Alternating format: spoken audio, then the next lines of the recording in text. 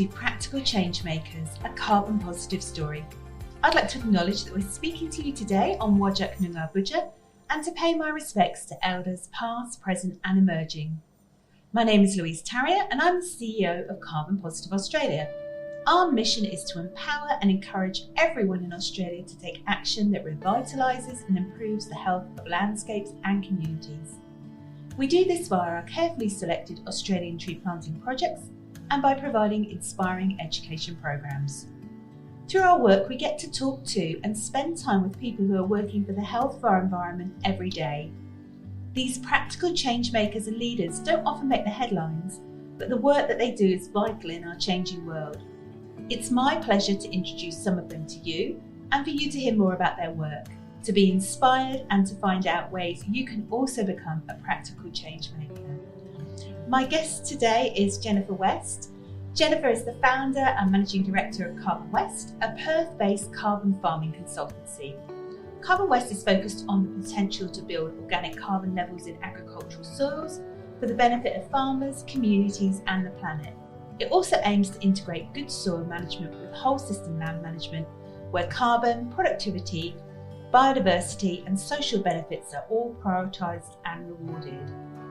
After returning to Perth in 2018, Jennifer established Carbon West to offer consultancy services to businesses wishing to explore the opportunities presented by the fast-growing carbon industry and to facilitate farmer-driven carbon project registration and management.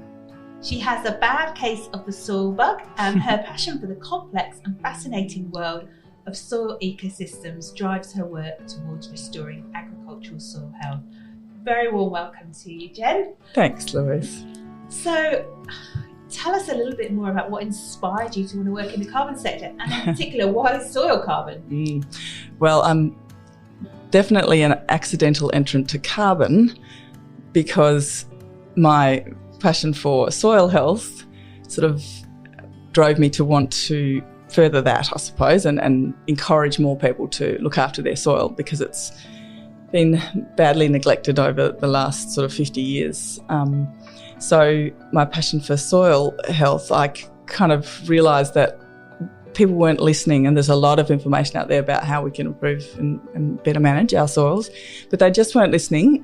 So when I discovered that carbon credits could be generated in soil, I realised that perhaps I needed to speak the language of dollars, which a carbon credit can be equated to dollars, and be able to put a line in the balance sheet or the profit and loss of agricultural enterprises where they could go, oh, gee, if I could improve my soil carbon, I could make some money. Oh, maybe I should look at this a bit more closely. And because, soil carbon is not by any stretch of the imagination. Carbon is not the only thing that's important in soil health. However, it is very critical and goes hand in hand with improvements in soil health often. So I kind of got into carbon as a backdoor to getting better soil amongst our agricultural sector and getting therefore better productivity and better food nutrient density and all the things that come with having good soil. And I think a lot of people don't understand the importance of good soil and what it actually means for our future and for our lifestyles and the agricultural supplies that we've been reliant on for so many years. So explain to us some of the really important bits about soil health and why it's so important. So, soil is such a complex ecosystem, and in fact, I would argue that it's much more complex below the ground than it is an ecosystem above the ground. And obviously the two are interdependent, but soil is just an incredibly complex and incredibly amazingly capable organism, really, I suppose you could almost call it, but it's an ecosystem. And without healthy soils and the massive biological activity and diversity in our soils, the food that's produced from the plants that grow in that soil they just lose their integrity. And some of the things in food that are there as a result of healthy soil can't even be measured yet. But which sort of seems ridiculous. If you can't measure them, how do we know that they're not there? But there's lots of science around just the tiny amounts of enzymes or just the different minerals and vitamins that can be packed into a fruit or a vegetable or a animal, which just are absent if the soil biology isn't healthy enough to sort of facilitate the creation of those compounds. So it means we don't get the nutrients, doesn't it? So when we're eating the food, we're not getting all those trace minerals, we're not getting all of the good things that actually should be in our food, because the soil health has declined so much. And look, there's no one reason why it has, but there is a lot to be said for how we have farmed over the particularly last 50 years, when chemicals and synthetic fertilisers became completely ubiquitous and saturated our soils. And, because of the complexity of soil systems, it was sort of impossible for the product development experts to sort of understand exactly how each of those chemicals or how, a saturation with a synthetic mineral nutrient was going to affect the soil ecosystem, but affected it has, and that's not the only reason. So there's also overgrazing, and there's obviously clearing and erosion, and there are many reasons why the soil health has declined so significantly. But and reversing it, it won't be an easy job, and what it will definitely need is understanding of the soil ecosystem. But currently, the level of literacy in our land managers around soil is quite alarmingly low, and that's no surprise.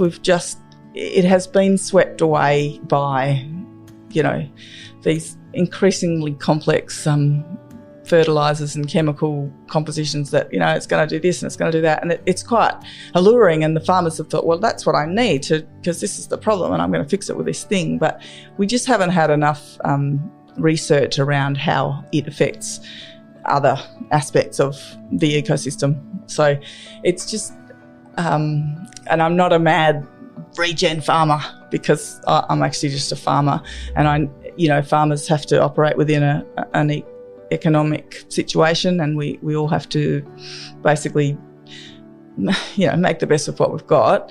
But when our system sort of is set up with infrastructure that supports monoculture grain delivery over sort of smaller scale, more multi-species opportunities, when we actually have the technology to separate grains. We have had it for years, but we don't have the infrastructure that really enables or facilitates the broad scale application of that. So, delivering a multi-species crop with, all sorts of different varieties of seed in it to a grain handler, they'd just laugh and to send you away. But it doesn't have to be like that forever. And maybe, that's one of my big things is species diversity. We have to, it's just, if we just ate potatoes, we ate potatoes and potatoes and potatoes and potatoes for weeks on end. We'd have them as chips. We could, you could fry them, you could boil them, you could mash them. But you probably wouldn't feel great after a few months. And I sort of think, well, the soil's a bit the same. It's a product of this amazing mother nature, and so are we. And we need diversity in everything, really. It's like doing the same thing all day, every day. You get a bit bored of it after a while. So diversity of species, I think, will be a really key way, one of the key components of sort of returning health to our soils.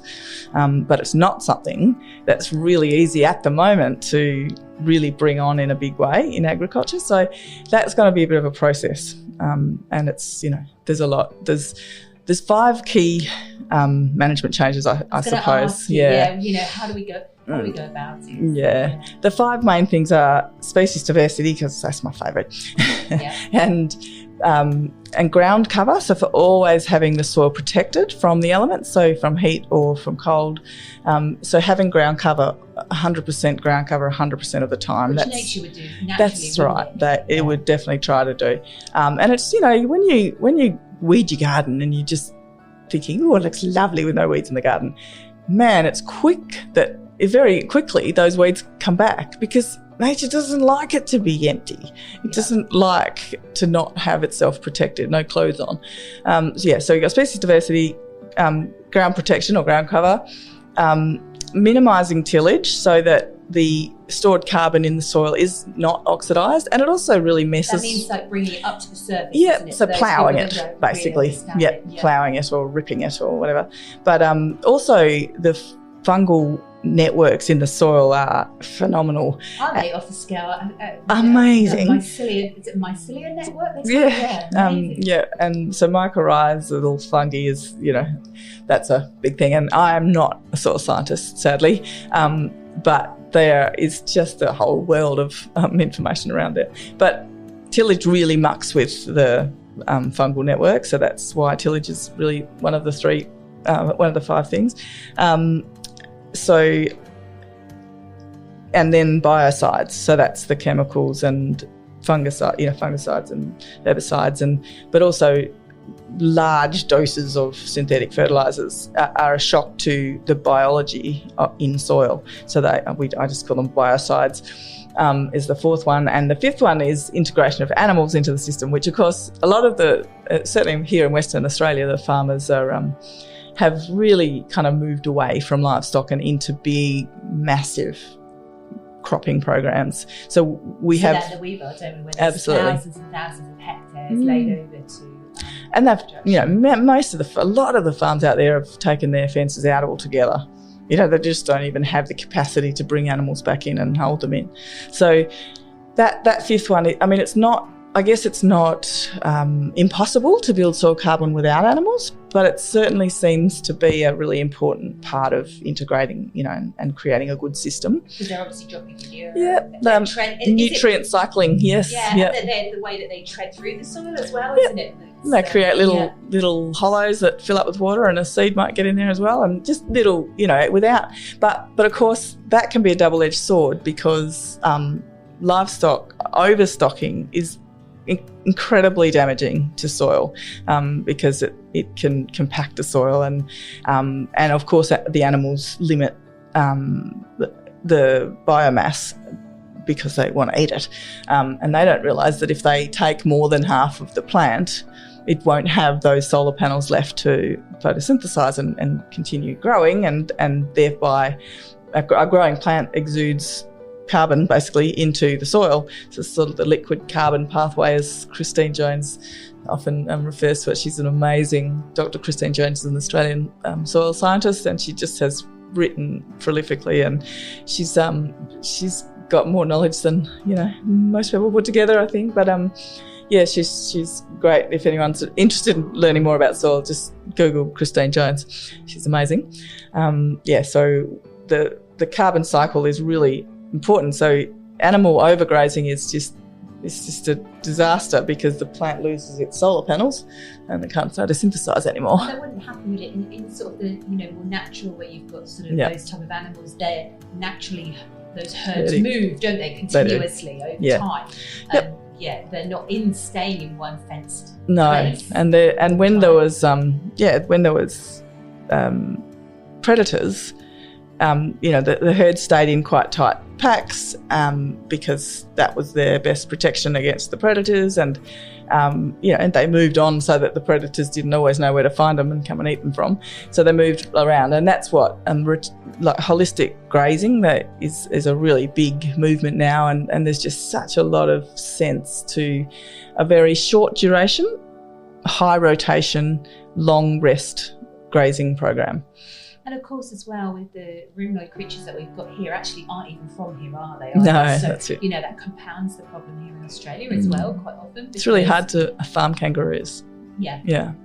Exactly. But I think probably going back to that soil biology again, there's soil biology here over time, over millennia, grown up with not having those creatures necessarily in the ecosystem as well. Yeah, look, it's such a complex, ecology generally is just such a complex space, and maybe there's a case for banishing all introduced species from Australia, but there's also probably counter arguments that say that perhaps in some ways that it can be integrated successfully, but I'm not about to enter into that. I think the Brumbies argument in the Snow Mountains is it's indication that it's a really tough it's a tough argument to sort of take something out or leave it in. Yeah, we are where I think, for all of us, we are where we are. We've got the agricultural system that we've got at this point. And so I suppose what we're trying to do at this juncture is to integrate and make the best of what is actually there. And as you said earlier, there's a huge challenge anyway in terms of infrastructure in actually creating that better soil health. So are there any sort of, for people that are thinking about soil in general, are there any sort of practical first kind of starting tips that aren't going to necessarily solve the problem straight away, but are going to start to make some inroads into it? Maybe having a soil carbon project.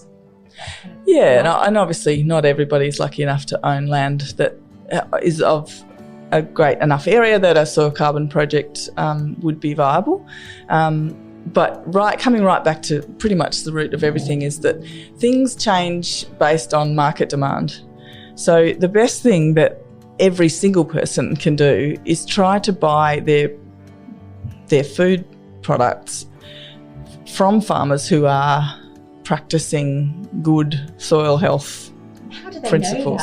How do they know? Oh, that's right. Well, obviously organic farming was the leading, but organic farming doesn't always build soil carbon either, because just because you're organic, it doesn't mean that all of your practices are correct in terms of building soil carbon. I mean, it does mean you're not using, banned under the certification, you're not using this and you're not using that and you are doing this. But, good farming is so much more than just, complying with a set of rules. You need to be able to look at you look at your ecosystem every day. As a lady who was on the ABC radio, and she ran a mango orchard in Kununurra, and she said something that I just love, that she said the best fertiliser is footsteps in the orchard. Oh, that's wonderful. And I love that, and I just think we really need to get back in touch with looking at what's happening on the ground and take your shovel out more often. And so the farmers that are doing that are,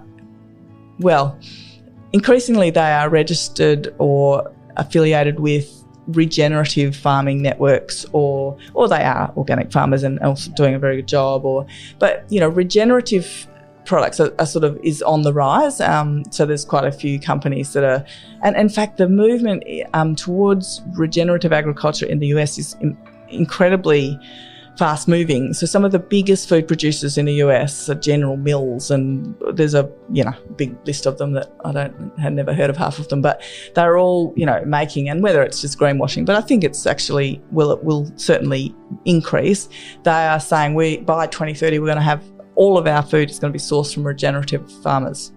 So look for those sort of foods. Like, they are farmers that have a better understanding of how their soil system and their farming system generally can be more sustainable and regenerative.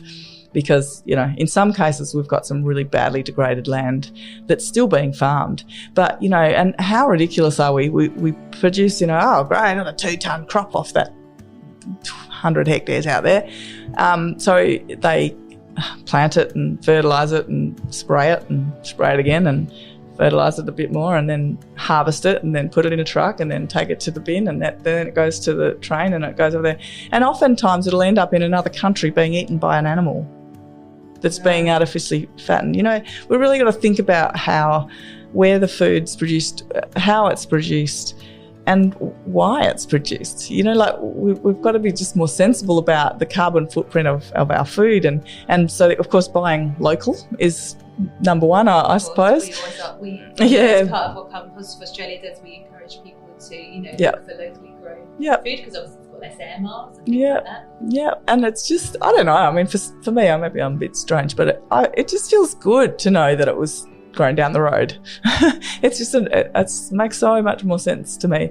But regenerative agriculture is, it's definitely on the rise. If anyone's into awesome books about this topic, The Call of the Reed Warbler by Charles Massey is just a beautifully, it's a beautiful book. I love it, but it's it's a pretty hefty read, but it's a great book. And it's got some great case studies of people who are just doing.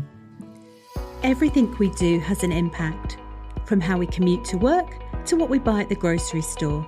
Our lifestyle choices are contributing to our carbon footprint. Did you know Australians have one of the highest personal carbon footprints in the world? The good news is we can change that. Measuring your footprint is easy with our carbon footprint calculator. Custom designed for Australians, it gives you an accurate footprint calculation so you can really know your number. You'll also learn practical everyday ways to reduce and offset the impact of your lifestyle to help combat climate change. You can calculate your footprint at carbonpositiveaustralia.org.au/calculate. For over 21 years, Carbon Positive Australia has planted trees and sequestered carbon. Our tree planting increases canopy cover and biodiversity, and also creates positive climate health and well-being outcomes. We take a nature-led approach and are passionate about providing ecologically sensitive planting that protects our environment.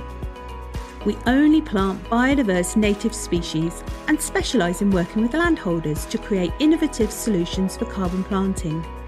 We are renowned for our research and monitoring of ecological outcomes. For less than the price of a cup of coffee, you can plant trees with us by donating at carbonpositiveaustralia.org.au/donate. Fabulous, sort of out of the ordinary kind of farming, that once you read about them and you hear their motivations and their ethos, you just think this is such a no-brainer. Why aren't we all farming in this way? It really, to me, it's the ultimate no-brainer. We've got to look after our soil better, produce better quality food, be more mindful of why we're producing that food, and get on with it. And I think for a lot of farmers as well, they do actually genuinely care for the land Oh, that they've got. And they've absolutely. been there perhaps for a number of generations, haven't they, farming that particular piece of land. And so, I know when we talk to various farmers as part of our carbon care study that we did back in 2020, and sometimes it's the economic things that are the real drivers of it. So, when you've invested that much money in a crop, to suddenly have to be told, now you've got to do it in a different way, and there's the whole risk around that. Farmers can find that quite frightening, because it could mean potentially that they could lose land that they farmed on for generations. So you can understand sometimes the reluctance, can't you? Absolutely, I can 100% understand. And also, nobody wants to be told, you're doing it wrong. Well, exactly. And and they're not really doing it wrong. Some of them are making enormous amounts of money in good years, but it's just that there has to come down to more. It's more than money, and it's more than carbon as well. Exactly. It's not just about carbon. Like soil carbon projects, everyone thinks, I just want soil carbon, doesn't matter. But it's just that it is a very big part. And just by having a soil carbon project, you've set yourself a goal, and therefore you'll be more attentive to the things that do or don't promote that, that achieving that goal. So, but carbon and money are not the two things that we need to think most. Well, they are one of a string of things that we need to think about. But and I think that's where human health, communities, biodiversity, all these things, like if we ignore the soil in my, I know I'm biased because I'm a soil nut, but the soil, and in fact Franklin Roosevelt said in 1930, I think it was, a nation that destroys its soil destroys itself. So I like that one. And I think if there's a truth there, isn't it? It's, we can continue with this business as usual model, but we know that business as usual is taking us into a position where we've got extinction crisis, biodiversity crisis, climate emergency. You know, we're actually living with these things that are happening now. So, you know, how can we move away from that business as usual model into something that can be really sustaining and life generating for us as a nation, and of course, you know, worldwide, potentially. I was just thinking the other day, wouldn't it be cool if, you know, just thinking about sequestration of carbon and how over the years, you know, in 2014 they introduced the 2012 I think the tax on carbon, and you know it was all heading in a really good direction, and then that all changed. And really there's been no talk much about carbon neutral since then. It's not that, you know, about offsetting and well, not no talk obviously in the last few years there really has, but it's just incredible how we need to sort of think, if we could just be even if in WA is little, I mean, it's quite a big producer of many things, but if we could just say to ourselves, why don't we be the first state in Australia and, you know, probably partly in the world, or certainly it could be in the world, where our agriculture industry is carbon neutral? How cool would that be? Like, how much you'd think that surely that would have an impact on our product marketability internationally, if that's what we wanted to do. But also where we're protecting our biodiversity and protecting the future of our soil for future, you know, for our children and our grandchildren. That's right. Yeah. I mean, I know there's been a little bit of controversy over the, you know, I was watching the ABC reports and things yesterday about carbon and some of the carbon types of schemes that are out there. But I think sometimes there's a missing picture in all of that in terms of what's happening from a biodiversity and habitat perspective as well, isn't there? Yeah, absolutely. And I mean, as you know, there's lots of work kind of going on behind the scenes to create biodiversity credit, so that just like carbon is now measured, we will measure gains in biodiversity. And I mean, and that's no easy feat, you know, there's so much to measure and so many variables and stuff, but biodiversity credits will be, and I actually wonder whether they will be equal in value over time to carbon credits. So it's just that it's taken a bit longer to develop the biodiversity measures, I suppose, than it has for carbon.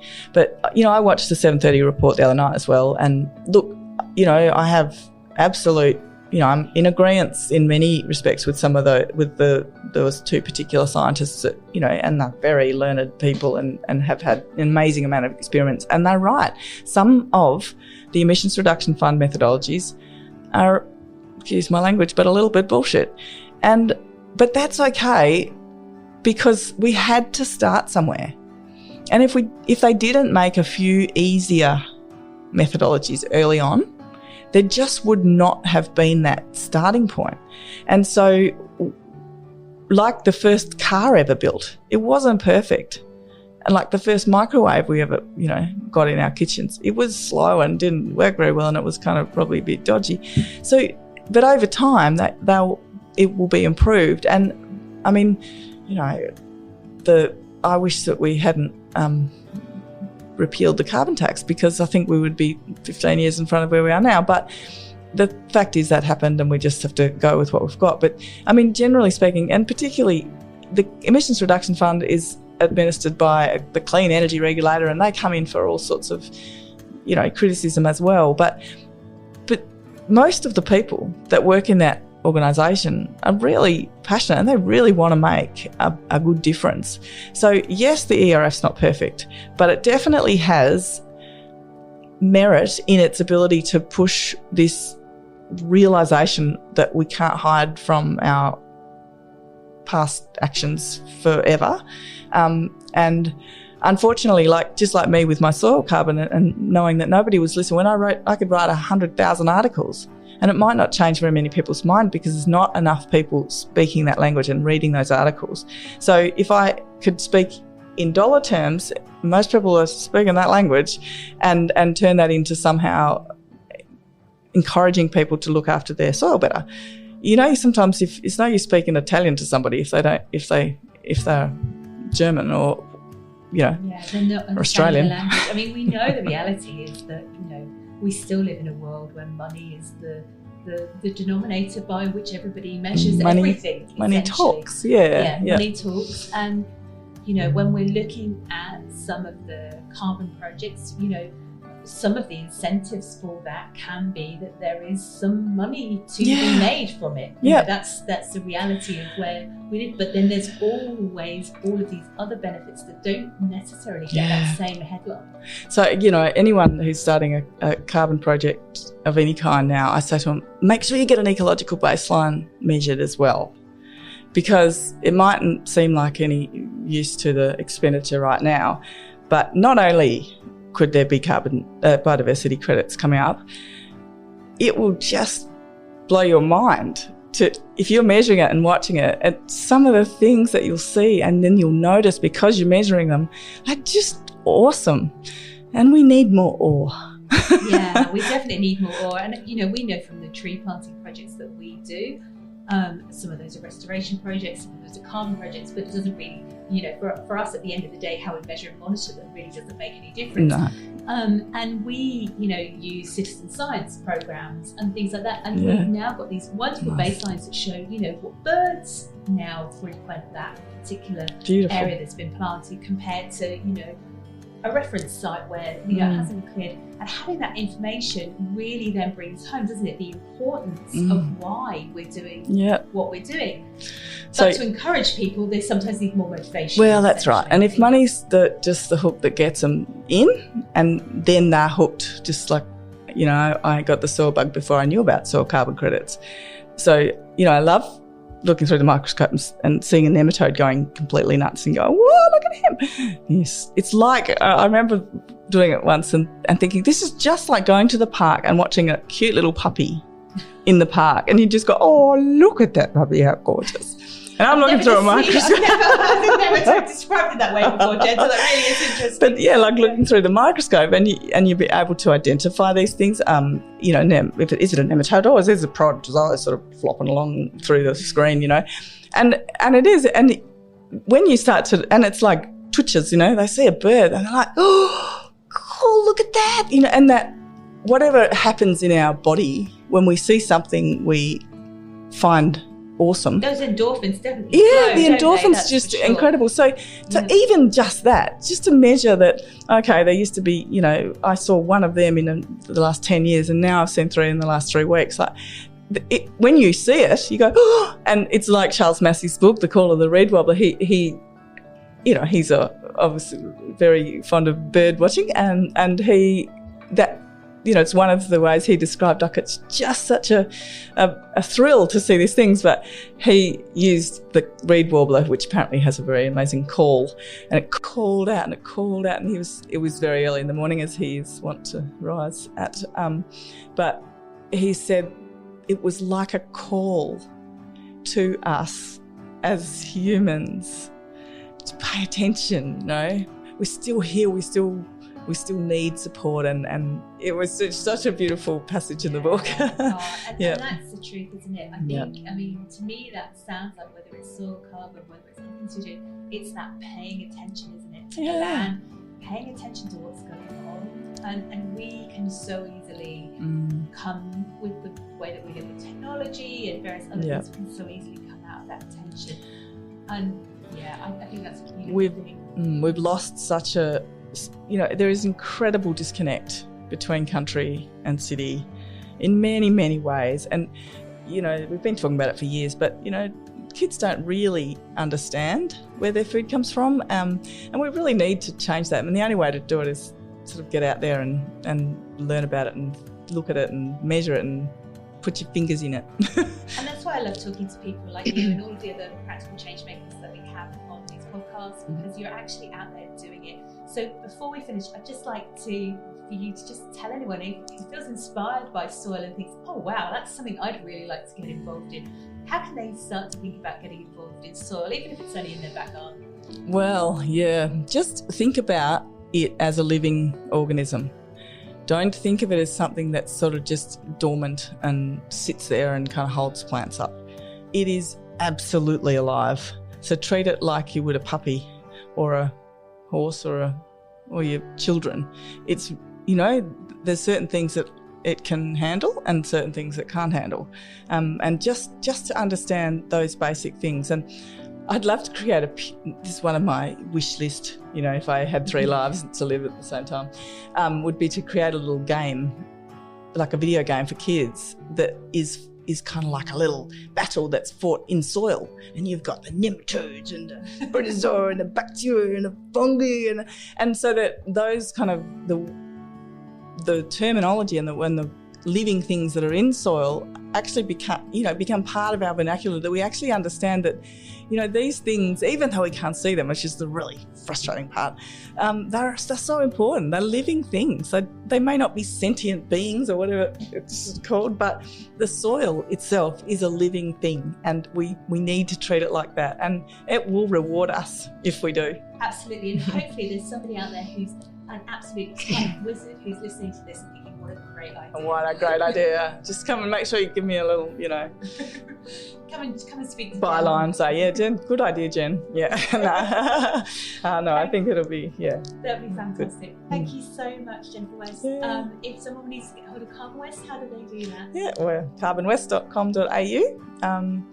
Yeah, we're open. We've just got a little website. We're a pretty small little company, but we've got such cool projects on the go, really exciting. And we're trying to offer farmers the ability to do the soil carbon projects themselves, rather than sort of farm it out to a bigger project company, company that takes them on but kind of owns part of the project, because I think engaged land managers will achieve way more. It's back to that attention. Yeah, it is. Absolutely. Pay attention. Thank you so much, Jennifer. Thanks, For Louise. your time today. Yeah, thanks for what Carbon Positive Australia is doing. Awesome.